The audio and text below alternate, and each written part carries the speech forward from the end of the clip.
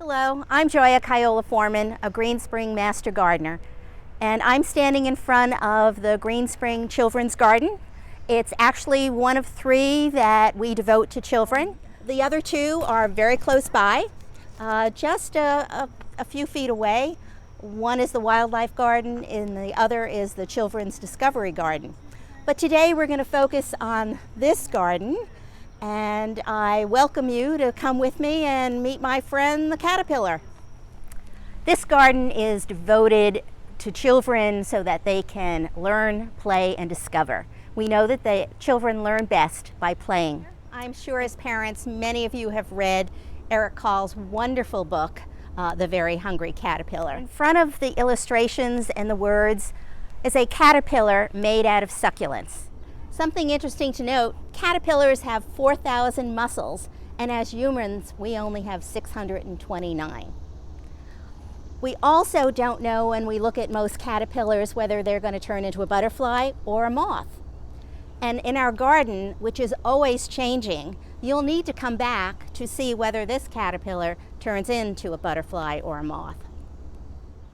This garden has a variety of flowers, different herbs. There are herbs that the children can touch and smell. There are flowers that will have pollinators on them. When you walk around the garden, you'll see that there are many beautiful things blooming, and most of them are native plants. Our pollinators like them better.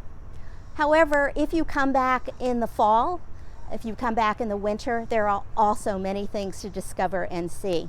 I'm standing in front of the black-eyed Susan, or the Rebecca. It's really a favorite of pollinators. Right now it's in beautiful bloom. If you come back in the fall, when the flowers have all gone away and just the seed pods are left, you probably will see lots of yellow finches on it, because yellow finches use that at that time of year to feed their young, since they have the last babies of the summer. If you walk further into the garden, you'll find my weather station. It's an opportunity for children to talk about what the weather is today, what the different signs illustrate. They can manipulate the temperature gauge and talk about being hot or cold. It's a fun activity for them. And it opens up a great many educational opportunities for you as a parent. I have in my hand Down Comes the Rain, because next to the weather station is a free little library. It's part of the National Free Little Library Consortium, and in it are mostly nature books where the children can take a book and you can find a bench, you can read them a story, or they can read you a story. You can take the book home, and then we hope you'll bring it back. If you have any nature books at home that you want to share, we'd love to have them. But it's an opportunity to read to children outdoors. Reading to children outdoors is very different than an indoor experience, because there is more going on. There are more noises, there are the birds, there are the bees, there are the lawnmowers. There's traffic, there's people walking by. It helps children to learn how to focus, and this is a perfect place to do it. On some visits to the children's garden, you might find a rain barrel where we have collected water, and there will be an assortment of different watering cans, and children can fill them up and come over and water any plant that he or she likes. It's a perfect science lesson in itself. You can talk about why plants need water and photosynthesis, and what likes to grow in the sun, what likes to grow in the shade.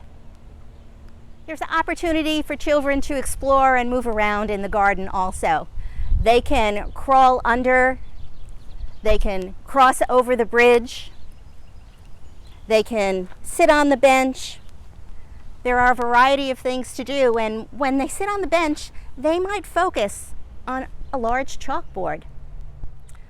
The chalkboard is here for children to explore themselves, or to follow some of the particular questions that might be on the board that day. Today it says, can you count how many ladybugs are on the sign? Meaning the children's sign opposite here. Often you'll find children who are with friends, and one becomes the teacher and the other sits on the slate and they do some kind of lesson. And then other times you'll find children who will just write their name, draw a picture, scribble, do the alphabet. It's wide open. Right next to it is something all the kids greatly enjoy, and that are the chimes.